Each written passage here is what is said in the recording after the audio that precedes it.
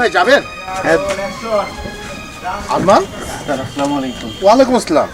তোমার এই কি অবস্থা? তাছাড়া তুমি রিক্সা চালাচ্ছ কেন? স্যার, বাবার আদেশ। একটু খুলে বলো তো। স্যার, আমি পরীক্ষায় দুইবার ফেল করছি, তাই বাবার নির্দেশ আমি রিক্সা চালাবো। সে আমাকে আর পড়ালেখা করাবে না। তোমার বাবা কি পাগল হয়েছে নাকি? না স্যার, উনি অনেক রাগী মানুষ। রাগী হয়েছে তাই বলে কি ছেলের উপর এরকম অন্যায় অত্যাচার করবে নাকি? শত হলেও তুমি ওনার ছেলে, তাই না? যাই হোক স্যার, বাদ দেন। আমার কপালে এইটাই ছিল।